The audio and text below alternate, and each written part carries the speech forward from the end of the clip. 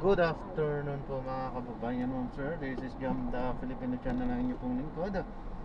So, today is May 25, 2026 at tayo ngayon ay papunta dyan sa may Agapet, sa may Makapagal UPXA, sa Bihabis of Asia and Makapagal Barangay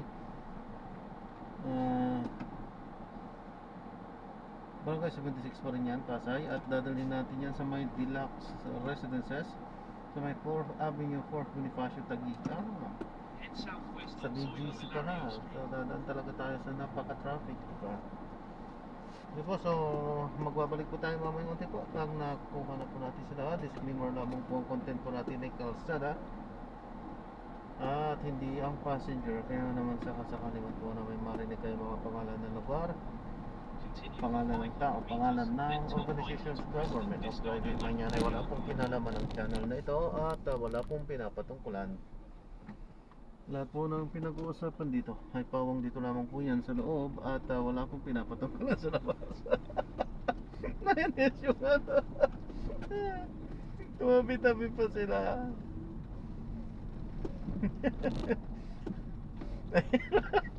Yan, babalik po tayo mamaya po na naiihina ako eh. Ng pondo ni Mike Defensor. Nasa ombudsman din daw ang bola para sa investigasyon ng reklamong ito. Kaya huwag daw ibuntun lagi ang sisi sa administrasyon dahil nagsusumigaw naman daw ang ebidensya. Kung papansinin niyo po, lahat na lang ng kaso na talaga naman may ebidensya at yung pagka yung isasamba ng kaso o inireklamo, ituturo niyo yung administrasyon na kayo bukas. Trabaho niyo po yan, ginawa niyo yan. Sinabi naman ng COMELEC na handa silang makipagtulungan sa ombudsman sa investigasyon para maungkat ang 75 billion pesos na donasyon sa mambabatas. Ako, si J.M. Peneda ng PRTV News, nagsaservisyo para sa Pilipino. Umaabot sa 76% o halos 8 sa bawat 10 Pilipino ang nagbibigay ng suporta sa pamahalaan sa pagtatanggol ng teritoryo ng bansa kabilang na ang West Philippine Sea.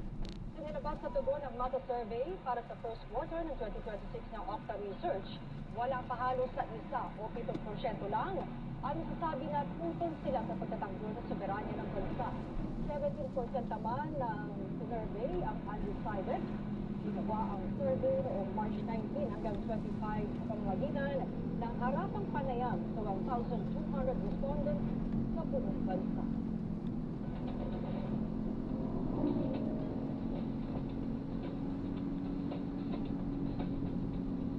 At kaugnay ng balitang yan, nakausap natin ang presidente ng Octa Research na si Professor Ranjit Rai.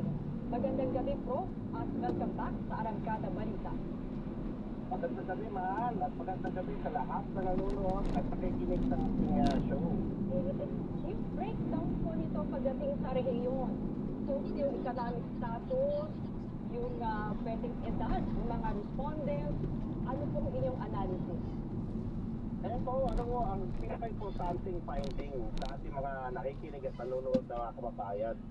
Ang kababayan natin, talagang makabayan po. Kasi handa ang karamihan ng ating mga kababayan ipagtanggol ang ating soberanya at teritoryo. Kabilan na dyan, siyempre ang ating mga interest sa West Philippine Sea. So 76% po yan.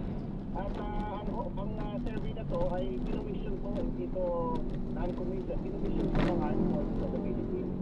Ang marami ka na ng tanong, ito isa sa mga tanong, para malaman kung magkaroon ng gera man o sa kupil man tayo, may tanggal sa kupil tayo, tutulong ba ang taong bayan sa survey? So kailangan maintindihan ng mga kababayan natin bakit ginawa yung survey. So ang pinaka-importanting finding dito ay malinaw na malinaw ng makabayan, patriotic yung mga kababayan natin. 76% ang handang suportahan ng gobyerno sa pagpapanggol o pagpapanggol ng ating teritoryo. Importante na hindi dahil importante ito dahil nagpapakita ito na ang issue ng West Philippine Sea, ang issue ng soberanya, ang issue ng teritoryo ay hindi lang diplomatic. National issue po siya. Importante sa ating mga kababayan. Okay, sa mga rehiyon, tama ba, Prof, na ang pinakamataas na lumalabas ay sa Mimaropa at pinakamababa naman ang suporta ay sa Davao. Ano pong bata? Opo. Sa ngayon, yan ang lumalabas. Ang importante rin tingnan natin, ano siya, across region siya, hindi siya pantay-pantay. May mga region na napakataas, gaya ng Mimaropa, pero may mga region na medyo mababa yung suporta. Yung disagreement mataas, gaya na sa Davao region, no? Wala naman siguro ibig sabihin ito kasi iba-iba yung pananaw ng ating mga kababayan. Okay, pero ang mas importante sa akin, hindi lang to mga mayayaman ang ganito ang pananaw, pati yung Class D, napakataas ng sentimento po. Okay, lalo na Class D na buo ng malaking bahagi ng ating populasyon, talagang napakalaki ng suporta dito sa handaan, willingness to fight for the country. Sa regional, yun ang nasabi niya, bagamat may strong national consensus, hindi ho uniform ang pagsuporta ho sa pagdepensa ng ating teritoryo, soberenya, at saka interest sa West Philippine Sea, no? May mga region na mas mataas ang support, may mga region na mas divided po. Siguro kailangan lang talagang malinawan, no, yung mga kababayan natin tungkol sa importansya ng soberanya, ng pagdepensa sa ating teritoryo, at sa mga interest natin sa West Philippine Sea.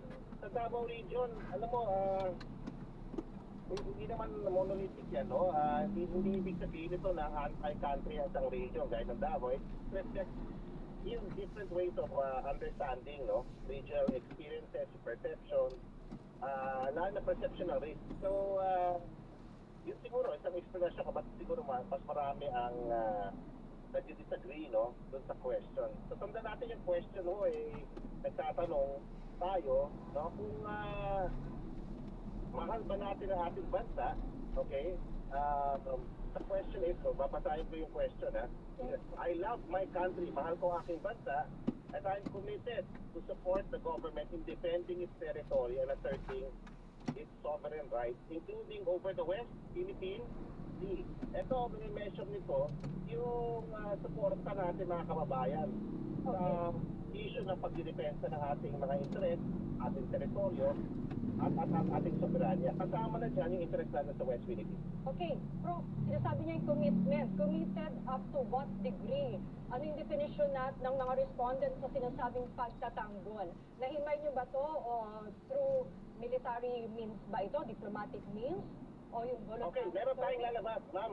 Maganda yung mga tanong mo, Ma'am. Ay lalabas na naman tayong survey, no? Ipapa-approve lang natin sa Philippine Army naman, no? Sila ho yung nag-commission ng survey. Meron naman ibang survey ho, ilalabas rin ho nila yan. Kailangan lang po ng authorization galing sa mga kasama natin sa gobyerno na nag-commission ng survey. Pero meron ho tayong tanong na ganyan. Itong simpleng tanong, willingness to fight. Ganyan rin ho lumabas, 7 out of 10 po. Ilalabas rin ho namin yung resulta niyan within this week or next. So, dalawang klaseng tanong. Isang tanong, I love my country, am I committed to support government to defend? Tapos yung pangalawa doon, am I willing to fight? Yun talaga, mataas talaga yung ano. Ganun din, consistent po. Ang ating mga kababayan talaga, patriotic. Yung mga ating politiko, nag-aaway-aaway sa mga maliliit na bagay at hindi importanteng bagay, iba sa kanila, hindi naintindihan, no? Yung issue sa West Philippine Sea at importansya nito.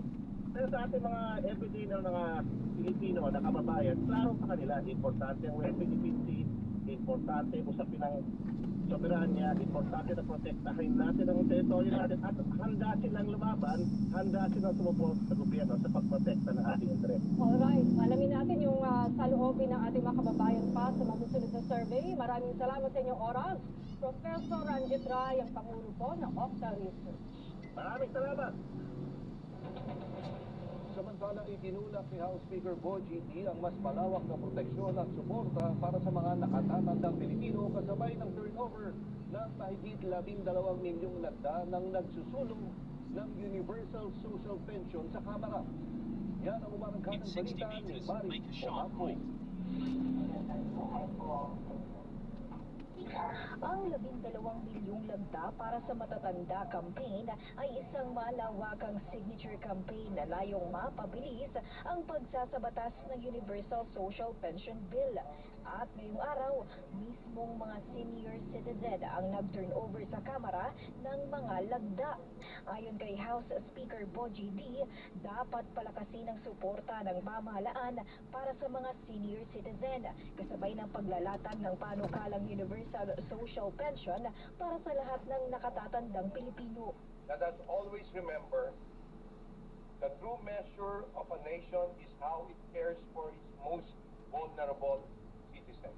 Ang inyo pong suporta ay patunay na maraming Pilipino ang naniniwalang panahon na upang higit natin palakasin ang pagkalinga sa ating pong mga senior citizens. Sa kasalukuyan, tanging mga indigent o mahihirap na senior citizens sa ilalim ng Social Pension for Indigent Senior Citizens Program ang tumatanggap ng 1,000 piso kada buwan. Ngunit ayon kay D, higit pa sa pinansyal na tulong ang layunin ng Universal Social Pension. It's about dignity, gratitude, and compassion. Given the cost of medicine, food, and healthcare, our seniors must be provided support to help them afford all of their basic needs. Pinangunahan ni United Senior Citizen Party List Congressman Milagros Aquino Magsaysay ang turnover na siyang chairperson ng House Committee on Senior Citizens. In many respects, than one, they're being deprived of basic social services and access to quality health care services. Basta 60 years old pataas, dapat po ibigay na ang karapatang ito. Our humble appeal to our President, please look upon the dollars and dollars. Mahal na Pangulo, 12 milyong nakatatandang Pilipino po at sumarami pa ang kumakatok sa inyong puso. Let this be your legacy, Mr. President. Tiniyak din ng House Speaker na patuloy na susuportahan ng Kamara ang mga panukalang magpapagaan sa buhay ng mga senior citizen at mas maayos na seguridad sa kanilang pagtanda. Ako, si Mario Ocampo ng PRTV News, nagsaserbisyo para sa Pilipino.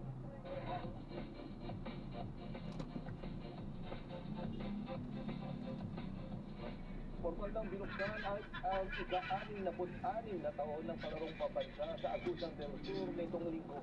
Ayon sa pamahalaang panlalawigan, ang pag-host ng palarong pambansa ngayong taon ay may tuturing nilang dream come true dahil matagal na nilang hinahangad na madala ang prestigyosong sporting event sa probinsya. Libo-libong mga student athletes mula sa iba't ibang bahagi ng bansa ang inaasang lalahok sa palaro Youth Absurd 2026.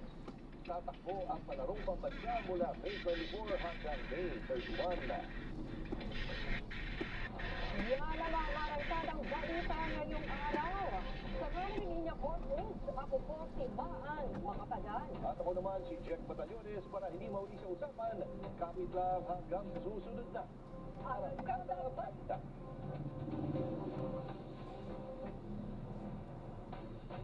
Pagdating sa panonood, may ka-vibes ang bawat Pilipino. PRTV Prime Media. Channel 31 sa Mega Manila, Davao at Zamboanga. At sa mga channels na ito sa Baguio, Iloilo, Naga, Legazpi, Batangas, Cagayan de Oro at General Santos. Pati na rin sa YouTube. Yan ang PRTV Prime Media. Ka-vibes!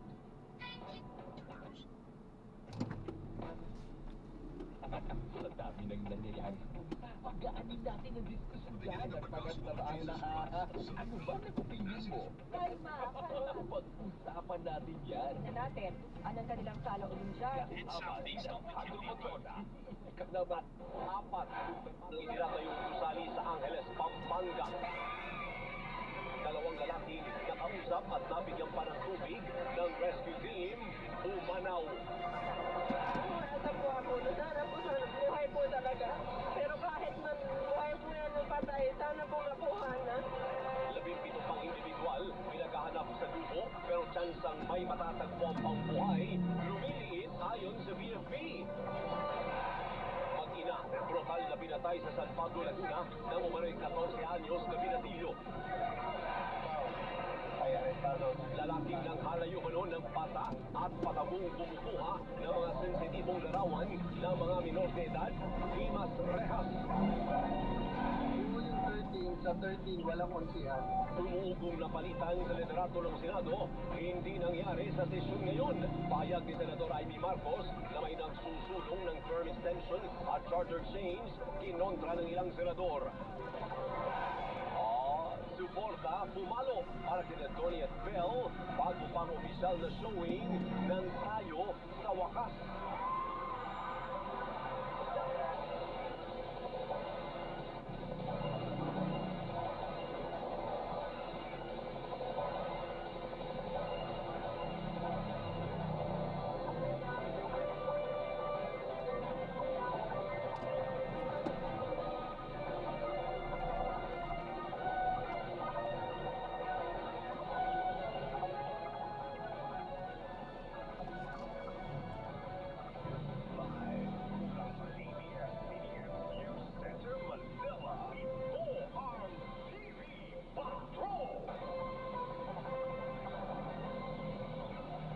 Magandang gabi, Pilipinas.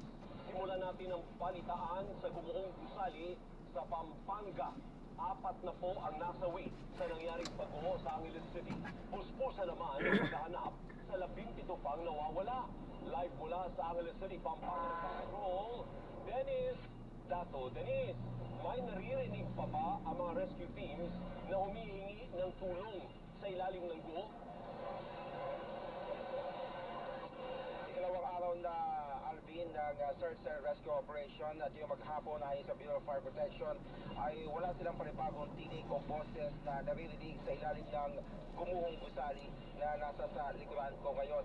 At dahil dyan ay gumagamit na sila ng thermal scanner para hanapin kung may mga buhay pa sa ilalim ng pagguho na ito. Marisa ang makinang Loki at Stephanie nang dumating sa Angeles City, Pampanga ngayong Lunes. Sabado pa nang huli nilang makausap ang kanilang padre de pamilya na si Emmanuel Marcos, na construction worker sa gumuhong siyam na palapag na gusali. Ang buhat ng linggo ay hindi na nila ito makontak. Sana po ligtas ka. Magparamdam ka naman sa amin. Malamal po natin ito. Sana mali kung hindi ka nakasama sa bilang, sana magpakita nila lang. Kasi nandito kami, hindi namin alam kung okay ka o hindi. Ang hirap lang ganito. Hindi namin alam kung anong gagawin. Apat na ang pirmadong nakawin sa trahedya. Kabilang na rito ang 2 construction worker na kahapon ay pilit pang iniligtas ng mga rescue team gamit ang hydraulic cutter para maputol ang mga bakal na nakatagad sa kanila. Nakakausap pa nila at nabigyan ng tubig at pagkain. Pasado alas 12 ng ating gabi nang mailabas ang isa sa kanila. Pero ipinaglarang dead on arrival na rin sa ospital. Pasado alas 7 naman ang umaga nang makuha ang katawan ng kanyang kasama. Binawian siya ng buhay habang nakisikap ng mga rescue team na mahubog siya sa mga ilalim na bahay. Talagang cardiac arrest siya tao sa tagal na rin po. Tapos may ang bigat ko yung load ko kasi 9 floors yung sumakit sa'yo. Magtatanghali naman kanina nang makuha ang isa pang katawan ng lalaki. Pero hindi pa makilala kung siya ay kabilang sa construction worker o ang fishball vendor na nadamay. Noong linggo naman, nakuha ang katawan ng isang Malaysian na may kapansanan na natrap sa kanyang kwarto sa 2nd floor ng katabing hotel na nadamay sa pagbuko. Nakita siya ng mga rescuers natin between bed, nahati yung katawan niya sa bed at saka yung kababa. So, ang bumagsak sa kanya yung ramos ng kaya. Yung upper extremities niya nasa ibabaw pa ng bed. So, ang ginawa ko ng ating mga rescuers, dahil nilinis yung ilalim, ginawa yung mga debris para may lusot siya. Malaki din ay lusot naman siya. Kung kahapon, may mga boss pang naririnig ang mga rescue team. Ngayon, kailangan na nilang gumamit ng thermal scanner para matukoy kung may mga signalis pa ng buhay sa ilalim ng guho. Once meron po tayong detected life, proof of life, heartbeat or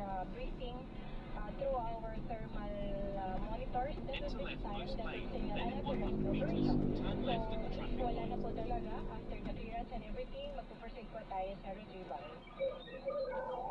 Katulong din sa paghahanap sa mga nawawala ang aning na rescue team ng Philippine Coast Guard. Pero habang hinahanap ang mga nawawala sa buho, hinahanap din ang lokal na pamahalaan ng Angeles City ang may-ari ng gusali at ang kontraktor nito na hindi pa umano nagpaparamdam. Pumunta sa amin dito, kaibigan lang po ng owner po ngayon ng property. Yung new owner ay nasa Japan po. So, ang pangalan niya is Ernest Jackson Lim. Ang contractor si Joel Young. Taong 2023 umano nabigyan ng permit ng LGU para maitayo ang gusali. Hindi pa makapagbigay ng sagot ang LGU sa sanhi ng pagguho. Pero sabi ng Office of Civil Defense, sinisiyasat na ang kalidad ng pagkakagawa, mga ginamit na construction materials at ang disenyo ng gusali. Pinumpirma naman ang Department of Labor and Employment Region 3 na noong September 2025 ay nag-issue sila ng work stoppage order sa ginagawang gusali dahil sa hindi maayos na working conditions ng mga trabahador. Walang safety belt, walang lifeline. Nakita na walang personal protective equipment, so walang hard hats, walang mga boots. Nakita na wala ding safety officer on site, wala ding accommodation. Nalif lamang ng DOLE ang work stoppage order nang makasunod ang construction company sa occupational health and safety standards. Nagpadala na ng mga labor inspectors ang DOLE para siyasatin kung may mga palibagong paglabag ang construction company matapos ang nangyaring pagguho kung saan nasa 17 pa ang hinahanap. Alvin, sinabi ng Bureau of Fire Protection ngayong hapon na mayroon silang na-detect na signs of life gamit ang thermal scanner at isang bahagi nitong bumuong gusali dahil dyan ay kanilang itutuloy ang search and rescue operation. Pero aminado din ang Bureau of Fire Protection na dahil sa 2 araw na nga ang lumilipas ay lumiliit na ang tsansa na baka wala nang makuha na mga palibagong survivors dito sa gumuhong gusali. Humingi naman ang paumanhin ang Bureau of Fire Protection kung nagiging mabagal ang ginagawang search and rescue operations dahil nagiging maingat lamang daw sila dahil kung magiging padalos-dalos sila ay baka magkaroon ng panibagong pagguho at malagay din sa panganib ang buhay ng mga rescue team. Alvin. So Dennis, ilan pa yung naiwan doon o posibleng naiwan doon sa ilalim at wala man lang bang paramdam ang may-ari? Baka mayroon siyang maitulong sa mga namatayan o di kaya tulong sa rescue, search and rescue? May mga pinapadala daw na representative pero hindi lang kailangan ng LGU ayon kay Mayor Lasatin.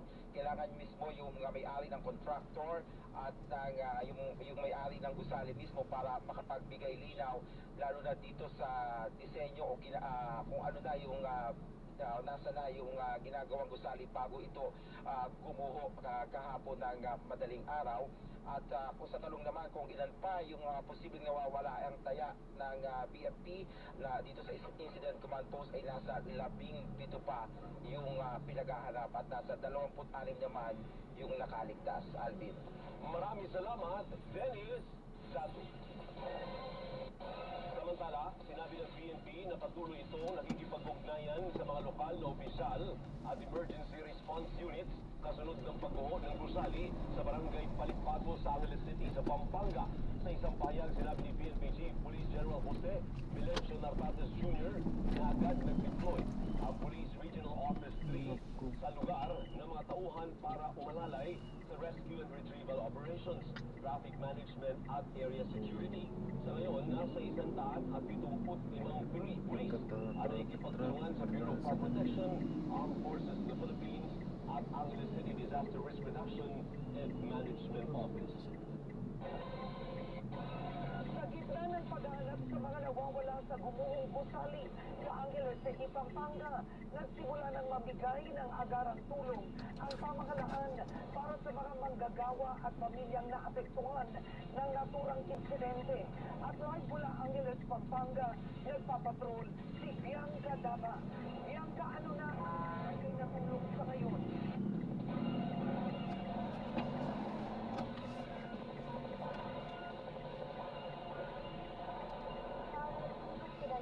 solidang kabuhayan ang ipinagkaloob sa mga nakaligtas at sila sa mga kamag-anak ng mga naulila dito sa insidente.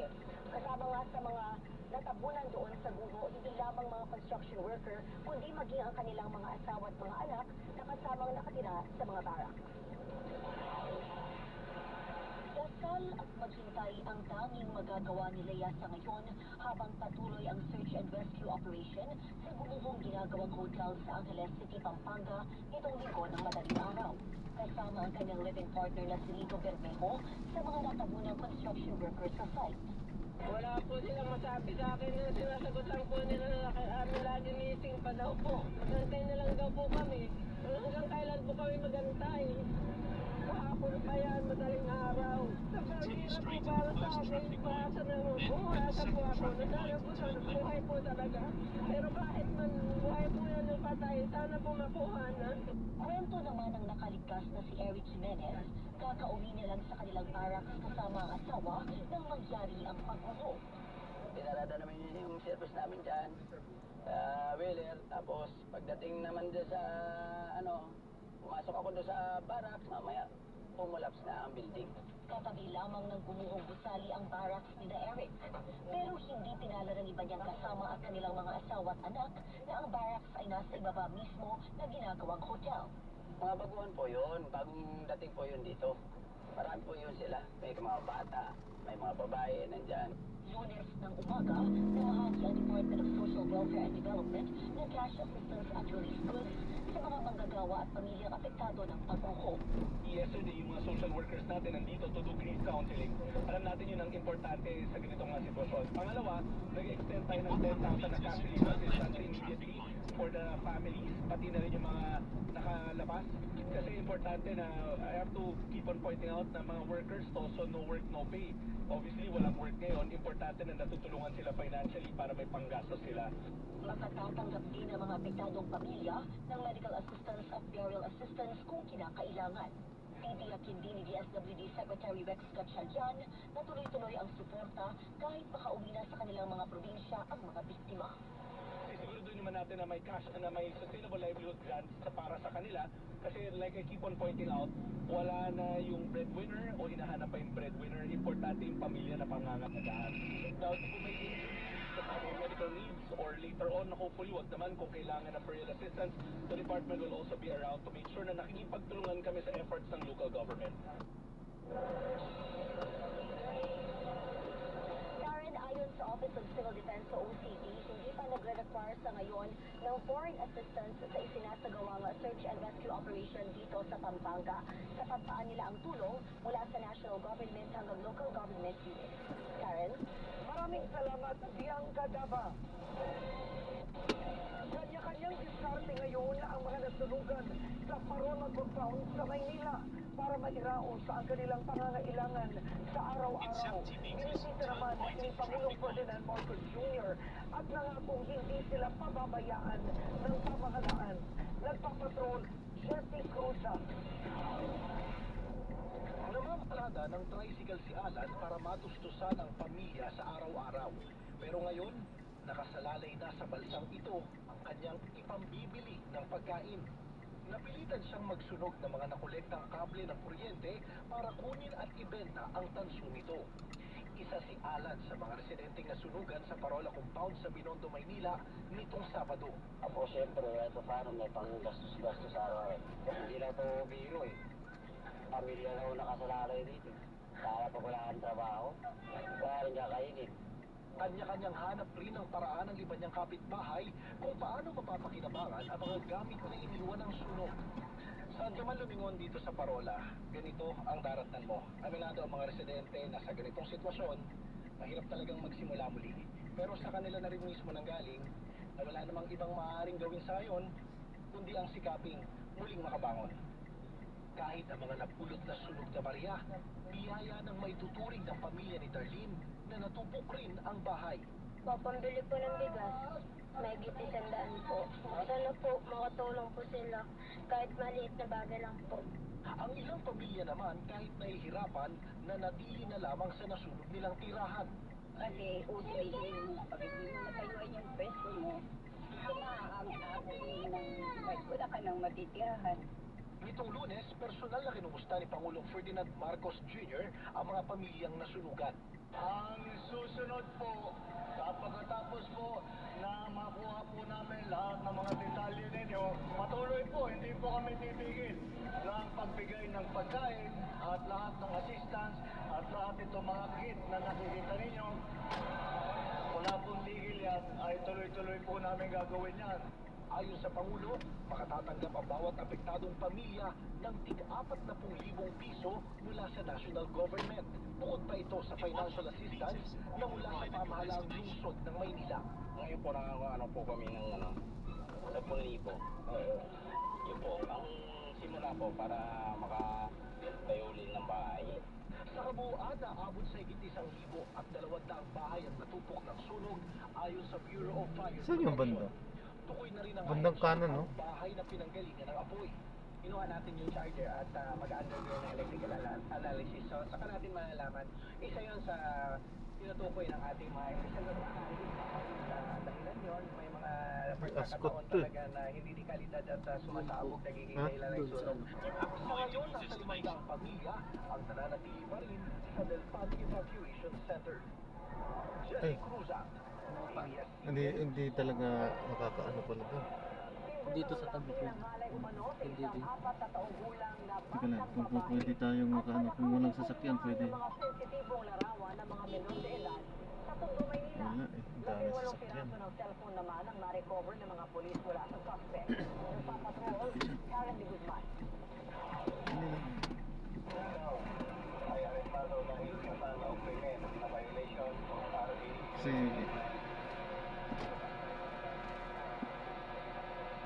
sige, pwede na. Hindi tayo pwedeng kumaling. One way po siya. Dito na lang.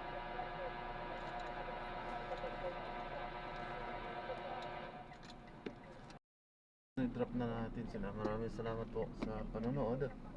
Hanggang sa muli, ingat at God bless. Paalam po muna. Pansamantala tayo ay gagawa ng ibang video sa ating susunod na mission. Paalam po muna. Pansamantala po.